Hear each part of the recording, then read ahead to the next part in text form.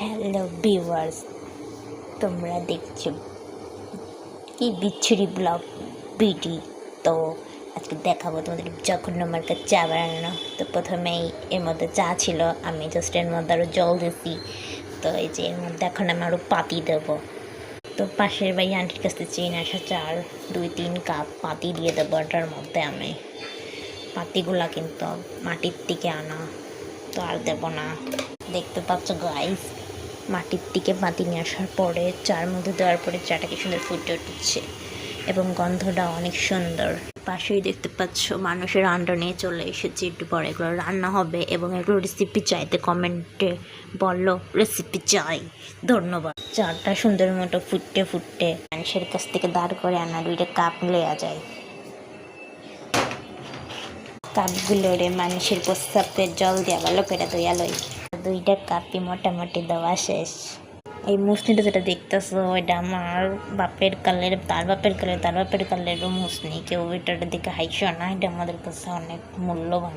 Colour দেখতে পাচ্ছ অনেক কালো হয়ে গেছে, আর একটু ফুটুক, তারপরে যখন শুকিয়ে একটু হয়ে যাবে না মানুষের রক্তের মতো, তারপরে হইলে এটা কামু। তেমন চাটা রান্না করা হয়ে গেছে, এখন এটা বন্ধ করে দেবো সুইচটা। দাদির কালের একটা ছেঁকনি নিয়ে আসবো, সেটা নিয়ে এসে কাপের পরে এভাবে পর একটা আমার কাছে হচ্ছে কি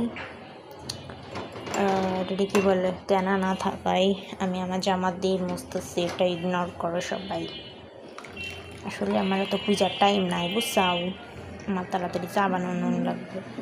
তো আবার দেখছি আবার বেশি হয়ে পড়ে গেলে আবার ঝামেলা, এটা তো কিছু যায় না। তো অধৈর্য হয়ে আমি আমার হাত দিয়ে ধরতেছি। এবারটা ঠিক আছে, এবারটা আরেকটা কাপে ডালমো। তো 2 কাপ চা বানাতে যে আমার পুরো 3 ঘন্টা লাগছে গাইস। দেখি এটা কতটুক হয়েছে। হ্যাঁ ওই চলো, এই তো এটা ধুয়ে দিলাম। এখন আমাকে চা বানানো হয়ে গিয়ে এখন আমরা ডিমটা আবার চুলার পরে বসাই দিচ্ছি। তো এখানে দিকে একটা জিনিস কম আছে, ওমা পরে দিয়ে আনে তো চামচই নাই। জলদি একটা কারোর কাছ থেকে চামচ লই আসি দাঁড়ান। সারা ঘরে খুঁজে একটা চামচ না পাওয়াতে আমি আমার দইয়ের মাল সাথে চামচটা নিয়ে আইসি। এখন এটা ভালো করে ধুমো। ভালো করে ধোয়া হয়ে গেলে এখন আমি এটা দিয়ে চাতে চিনি আর দুধ দেবো। ঘরে কুড়োই কাছাই দেখি মাত্র এটুকু চিনি আছে, তো এটুকু চিনি দিয়েই আমাদের দুজনের চা চিনি দেবো।